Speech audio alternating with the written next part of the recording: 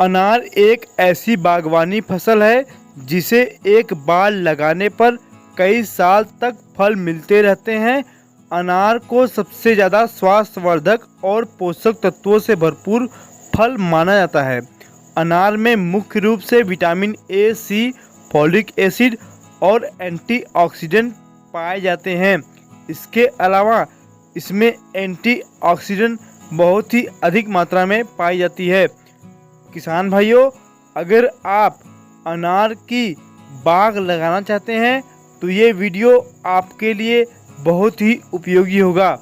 इस वीडियो में हम बात करेंगे कि अनार की बागवानी कैसे लगा करके आप सालाना 5 से 8 लाख रुपए बड़े ही आराम से कमा सकते हैं। इस वीडियो में हम आपको बताएंगे अनार के लिए ज़रूरी जलवायु, खेती के लिए उपयुक्त मिट्टी, खेती का सही समय, खेती की तैयारी कैसे करें, अनार की उन्नत किस्में, सिंचाई एवं उर्वरक प्रबंध, रोग एवं कीट प्रबंध, अनार की खेती में कमाई और लागत। तो इस वीडियो में सारी बातें कवर की जाएंगी। तो अगर आप वीडियो के अंत तक बने रहेंगे तो आपको पूरी जानकारी मिल जाएगी।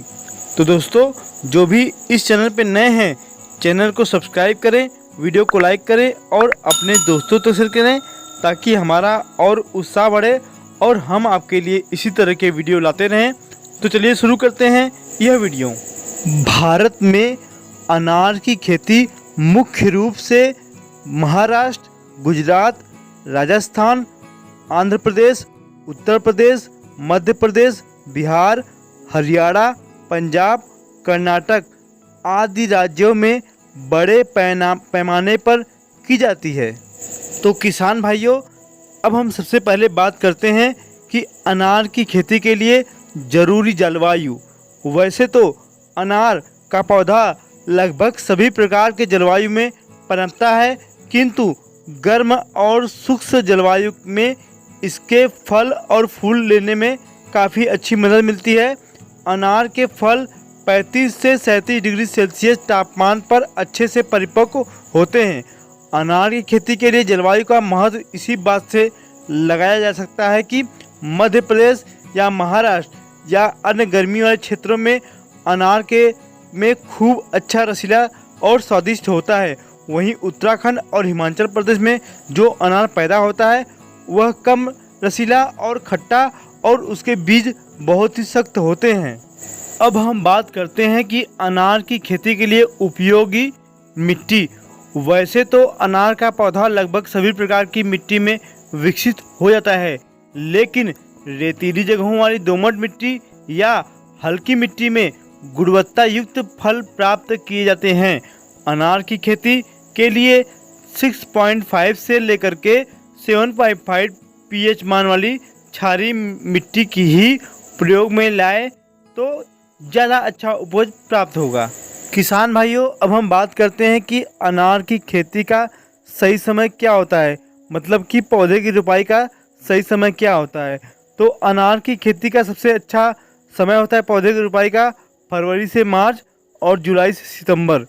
इन महीनों में अगर आप इसकी रोपाई करते हैं तो इसके पौधे काफ़ी अच्छे विकसित होते हैं और इसमें जो है कि पौधा मरने का खतरा कम लगता है। किसान भाइयों, अब हम बात करते हैं कि अनार की प्रमुख किस्में कौन सी होती हैं। तो इसमें गणेश, ज्योति, मृदुला, भगवा, अरक्ता, कंधारी आदि प्रमुख किस्में हैं जो कि अच्छा उत्पादन और इसके फल मीठे और इसके बीज मुलायम और काफ़ी रसीले होते हैं। किसान भाइयों, अब हम बात करते हैं खेत की तैयारी की। तो खेत की तैयारी करने के लिए आपको सबसे पहले जहाँ पे आपको बागवानी करनी है उस खेत को अच्छे से जुतवा ले ताकि उसमें खरपतवार न रहें। उसके बाद में आपको पौधे लगाने के लिए करने हैं गड्ढे। पौधे लगाने से 1 महीने पहले आपको 60 सेंटीमीटर लंबा, 7 सेंटीमीटर चौड़ा, 60 सेंटीमीटर गहरा गड्ढा खोद देना है। गड्ढे खोदने के बाद में आपको उन गड्ढों को लगभग 1 हफ्ते के लिए आपको वैसे ही छोड़ देना है ताकि उसमें धूप और हवा लगे और अंदर के जो कीटाणु हो वो मर जाए और अंदर भी ऑक्सीजन अच्छे से पहुंच जाए। उसके बाद में क्या करना है, आपको 20 किलो गोबर की सड़ी हुई खाद, 1 किलो सिंगल सुपर फास्फेट और 50 ग्राम क्लोरोपायरीफास चूर्ण मिला करके उन गड्ढों में नीचे सतह से 15 सेंटीमीटर ऊंचाई तक भर दें। उसके बाद में आपको क्या करना है, गड्ढों में मिट्टी भर के सिंचाई कर देना है, ताकि जब सिंचाई करेंगे तो मिट्टी दब जाएगा। फिर उसी में आपको पौधे की रोपाई करनी है। अगर हम रोपाई की बात करें तो पौधे की रोपाई की आपसी दूरी मृदा एवं उसके जलवायु के ऊपर निर्भर करती है, लेकिन सामान्यतः जो है कि 4 से 5 मीटर पौध से पौध की दूरी और लाइन से लाइन की दूरी होती है। और इसमें आप चाहे तो अगर आपको सघन रोपाई करनी है तो 5 मीटर जो है कि आपकी लाइन से लाइन की दूरी होगी और 2 मीटर जो है कि पौध से पौध की दूरी होगी। इसमें क्या होगा कि 1000 पौधे 1 हेक्टेयर में बैठेंगे। अगर आप चाहते हैं कि और थोड़ा सा कम पौध लगाया जाए तो 5 से 5 मीटर की दूरी लाइन से लाइन की दूरी होगी और 3 से 3 मीटर की दूरी पौध से पौध की दूरी होगी। इसमें 666 पौधे आपके 1 हेक्टेयर में बैठेंगे। और भी एक तरीका है कि आप चाहें तो 5 से 5 मीटर की दूरी लाइन से लाइन की दूरी कर लें और 4 से 4 मीटर की दूरी पौध से पौध की दूरी कर लें तो 740 पौधे 1 हेक्टेयर में बैठेगा। तो ऐसे ही आपको रुपाई करनी है, जो कि मैंने बता दिया कितनी पौध से पौध की दूरी और लाइन से लाइन की दूरी होनी चाहिए। और रोपाई जब भी करें तो शाम के वक्त में करें और रोपाई करने के बाद तुरंत सिंचाई का प्रबंध जरूर करें, ताकि पौधा जल्दी से मतलब पकड़ ले ज़मीन को और मरने का संभावना न रहे। अब हम बात करते हैं अनार की बागवानी में सिंचाई प्रबंध। अनार की फसल शुष्क क्षेत्रों में अच्छी होती है, तो मार्च के अंत में जब आपका पौधा लग जाए तो मानसून के आने से पहले आपको इसकी सिंचाई लगातार करनी है, हफ्ते में 1 बार। और बरसात के समय में आवश्यकता अनुसार इसकी सिंचाई करें। और सिंचाई की विधि की बात करें तो अगर आप ड्रिप इरिगेशन सिस्टम से इसकी सिंचाई करते हैं, जिसे टपक या बूंद-बूंद सिंचाई कहते हैं, उससे पौधे काफ़ी स्वस्थ और अच्छे होते हैं और आपका 40 से 50% पानी की बचत भी होती है।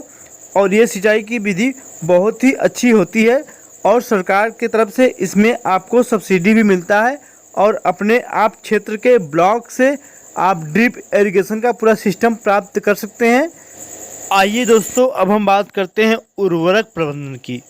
इसमें सबसे अहम बात है, सबसे पहले मिट्टी का परीक्षण जरूर करें। इस परीक्षण के आधार पर नाइट्रोजन, फास्फोरस, पोटास और अन्य जरूरी चीज़ों की आपको पता चल जाएगा कि कितनी मात्रा में देनी है। उसके बाद इन उर्वरकों को सड़ी हुई गोबर की खाद में अच्छे से मिलाएं और पौधे के चारों तरफ थाला बनाकर उसमें 10 सेंटीमीटर गहराई के अंदर दें। पौधे की खुराक को यूं बांटें कि नाइट्रोजन और पोटास युक्त उर्वरकों को 3 भागों में बांट लें। इस खुराक का पहला भाग सिंचाई के समय करें और दूसरा भाग 20 से 28 दिन बाद दें।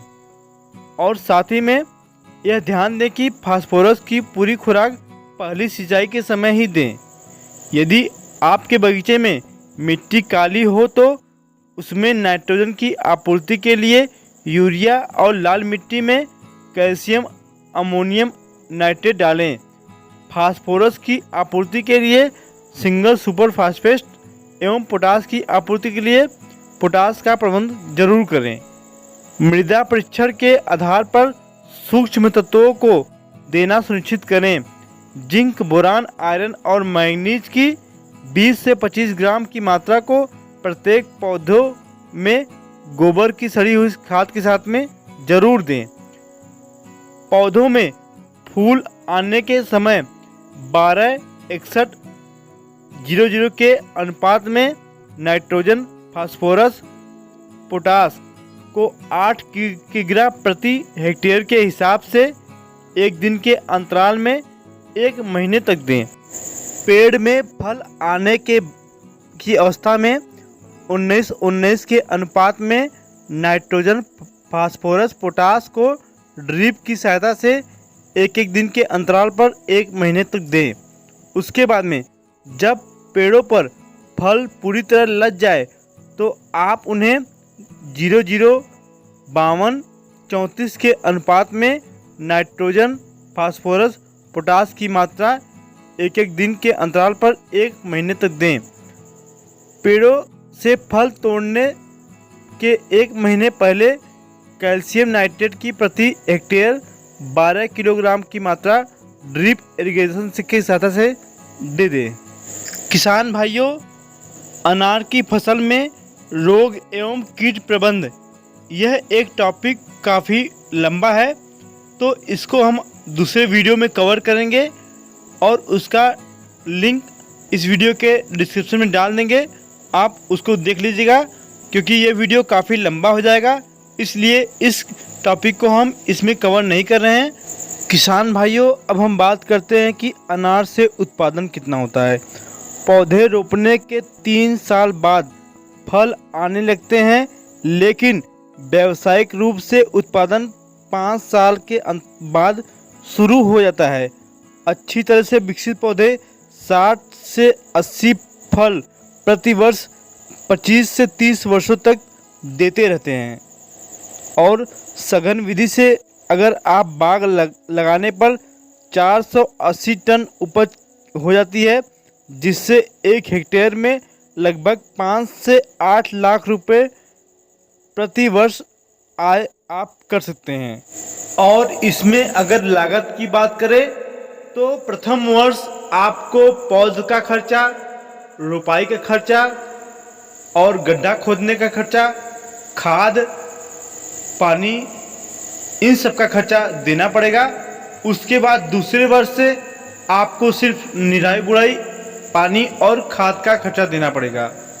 तो मान के चलें पहले वर्ष आपका जो लागत होगा लगभग 1 हेक्टेयर में 1 लाख के करीब आएगा, और दूसरे वर्ष में लगभग आपका खर्च 50,000 आएगा, और तीसरे वर्ष में लगभग वही सेम 50,000 रुपये, मतलब 2 लाख रुपये आपका 3 साल में लागत आएगा।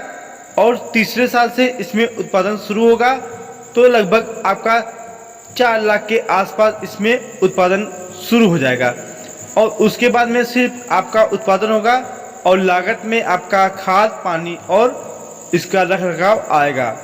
तो इस हिसाब से आप 1 हेक्टेयर में लगभग प्रतिवर्ष जब 3 साल का पौधा हो जाएगा उसके बाद प्रतिवर्ष 4 से 8 लाख रुपए प्रतिवर्ष कमा सकते हैं। और वो आपके अनुभव के और आपके रखरखाव प्रबंध के ऊपर डिपेंड करेगा कि कैसा आप खेती करते हैं। तो ये वीडियो आपको कैसा लगा कृपया कमेंट में ज़रूर लिखें। धन्यवाद। जय हिंद, जय भारत, जय जवान, जय किसान।